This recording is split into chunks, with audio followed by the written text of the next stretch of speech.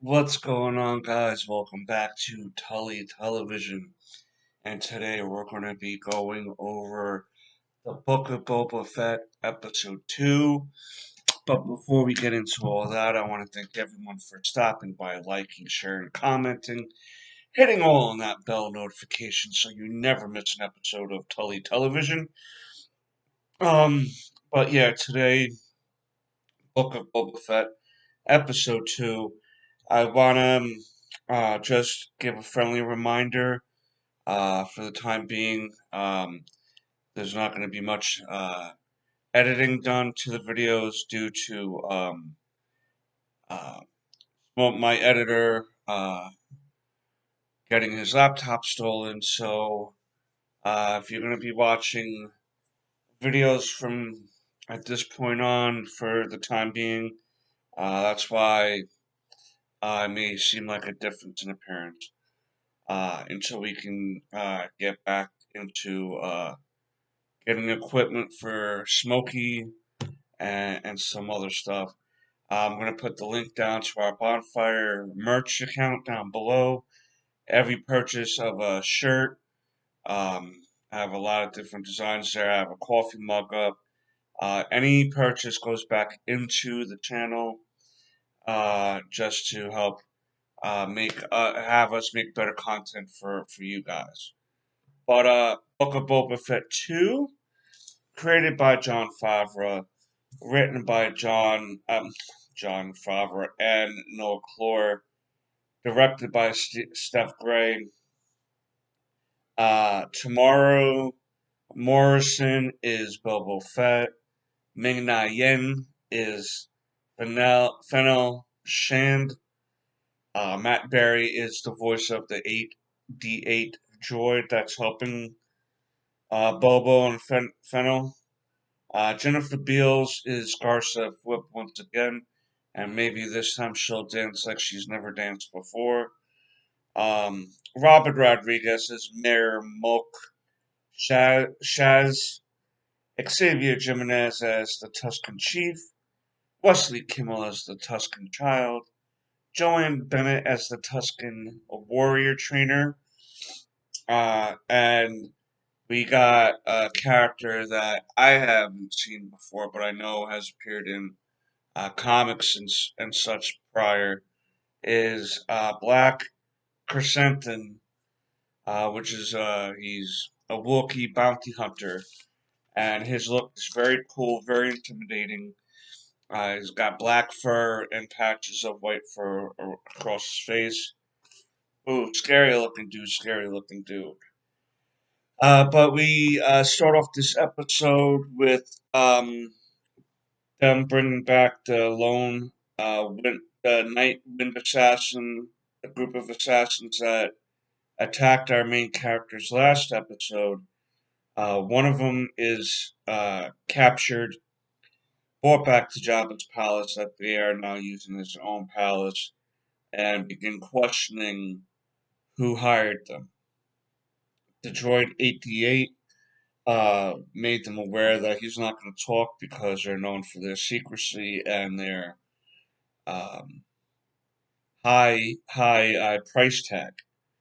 So um, Fennel does the Rancor trick where she does the trap door and makes him go.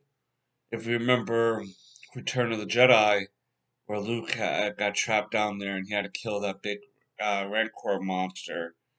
Uh, this assassin is thinking that's one of them is down there, and he begins to say that was the mayor um, that sent them. Um, as he's pleading to be taken out, he gets told there's no Rancor down there, so relax.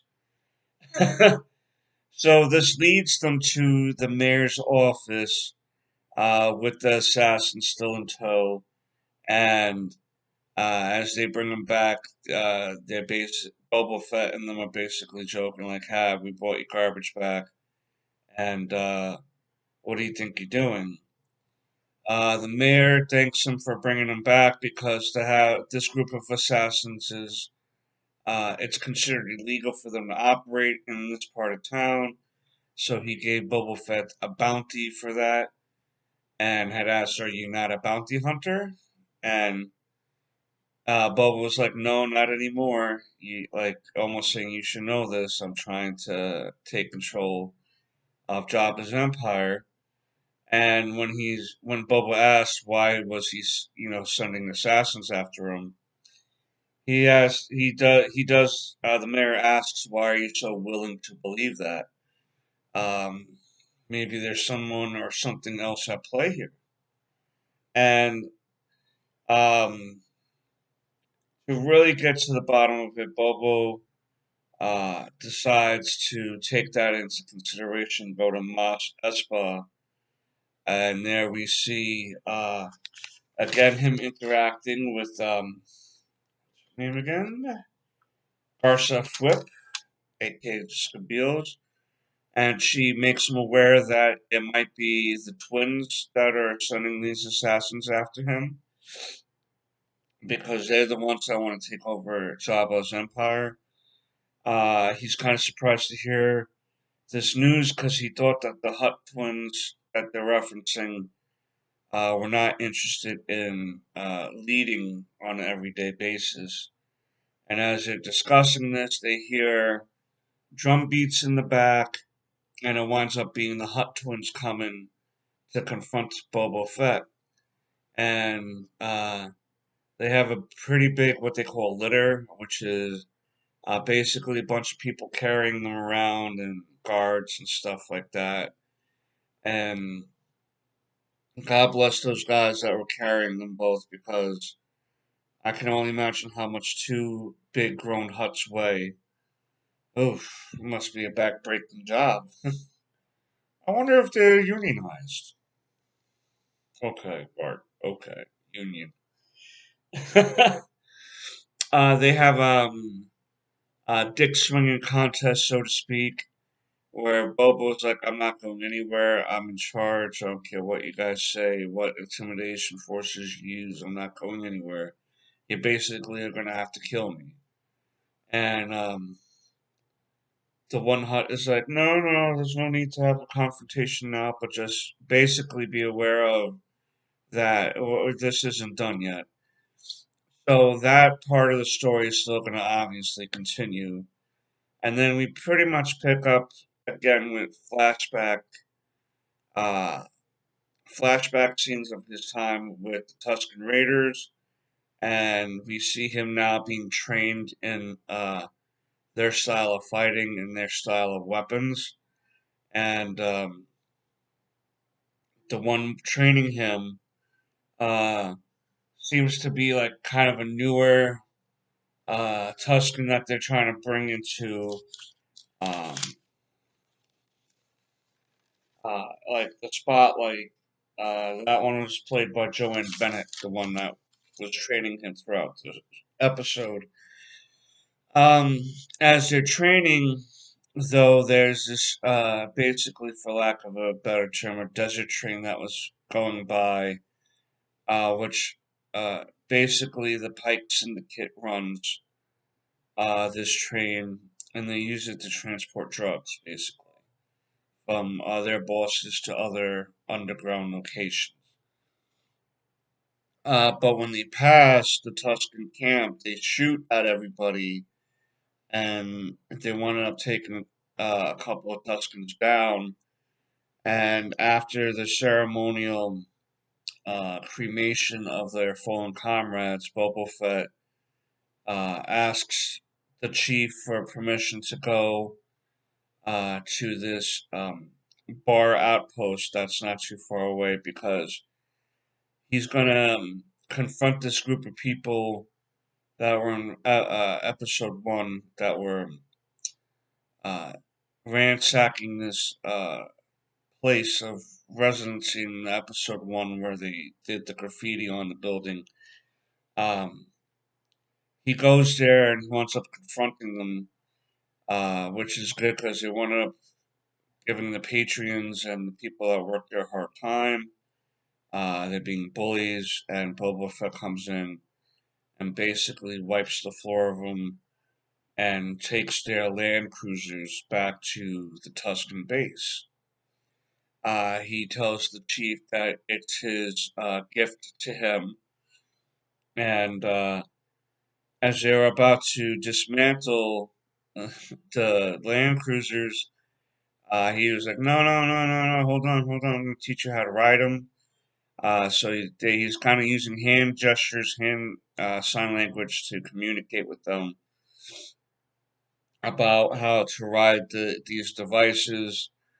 They do practice runs where at one point they're trying to have one of the Tuscans jump from one land cruiser to the other without falling. So again, they're all really building a bond with each other. They're really taking Boba Fett in as one of their own.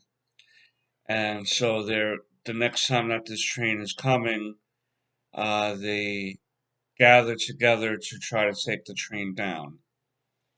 Um, they do lose a few Tusken Raiders along the way, but the one that was training Boba Fett for the whole episode, first part of the episode, was able to make their way into the train, as Boba was able to make his way to the front of the train to slow the train down or stop it.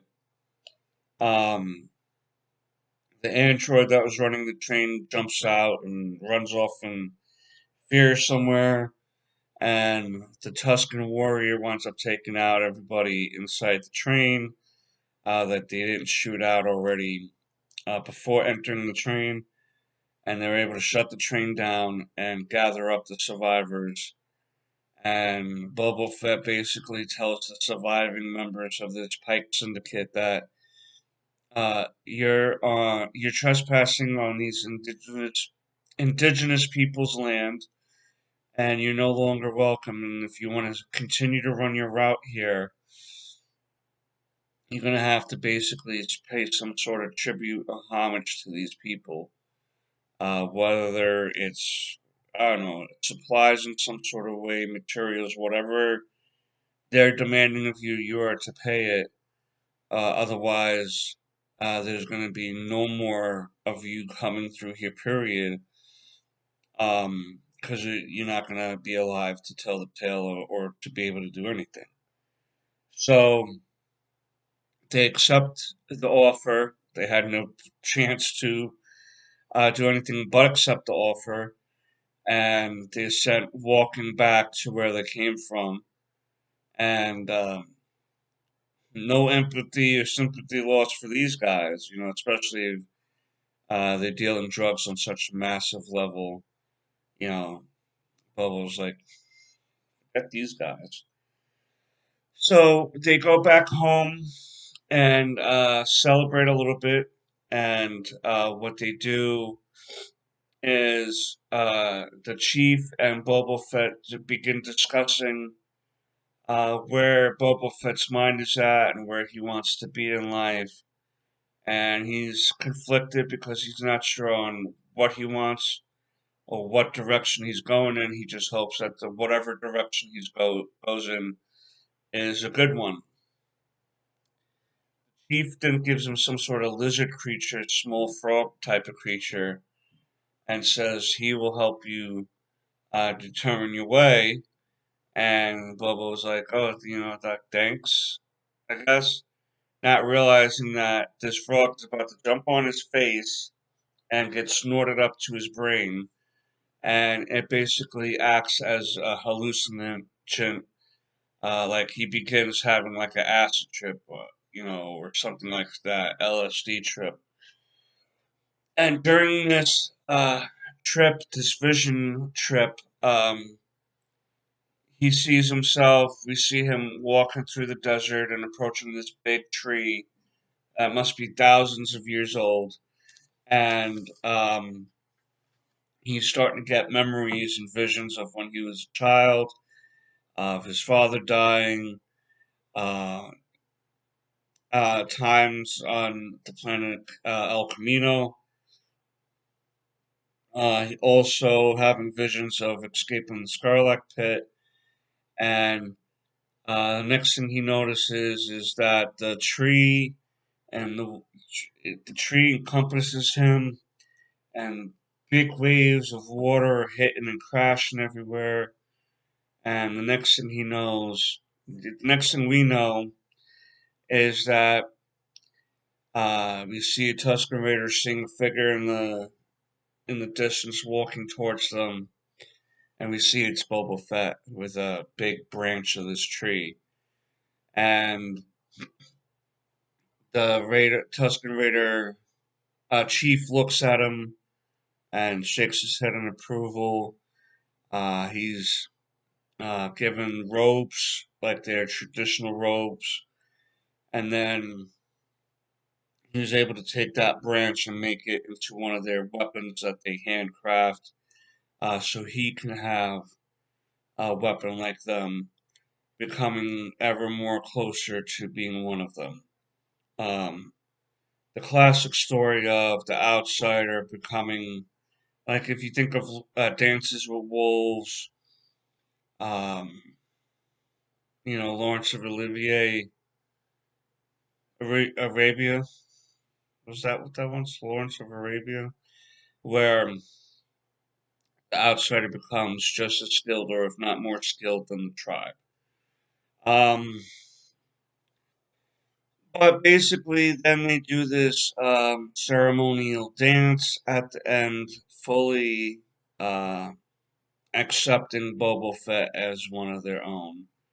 Now, and that's where the episode ends for this week. Now, I can understand why some people are thinking this is a slow burn of a show. I'm enjoying it so far, but I can understand some of the critiques that are being given to it. And I'm not saying that the valid critiques aren't valid, but I'm not really understanding why people are not liking the show to that degree. I think it's a good show so far. I think we need to give it some more time, and I'm sure by episode 6 and 7, people are going to be singing the praises of this show. I feel like the best is still ahead, and let's just give it a chance, guys. I'm willing to give this show a chance. I feel like with John Favreau and Dave Filoni, I was going to say Dave Maloney for some Dave Filoni. With the people in charge of this show, I have faith that Star Wars can get back to what it was. But a lot of people are expecting the Mandalorian. A lot of people are expecting like, oh, where's Baby Yoda? And it's like, yeah, all right. Well, that's what made that show popular. But I know it seems like similar another Mandalorian story on Tatooine, but this is going in a different direction. He's trying to take control of a criminal underworld. Um, Pedro Pascal's Mandalorian wasn't necessarily doing that. He was just accepting bounties. Um, but yeah, that's my thoughts on episode 2 of the Book of Boba Fett. I want to thank everyone again for stopping by, liking, commenting, sharing. I hope that I can find you in good spirits. And if I have yet to earn your subscription, I hope today is the day. Just hit that red bar down below. Tell me what your favorite Star Wars moment has been between the Mandalorian show and the Book of Boba Fett. Maybe uh, you have a different opinion on the show than I do, and that's okay. Let me know down below how you guys feel. And until next time, peace, Nickums.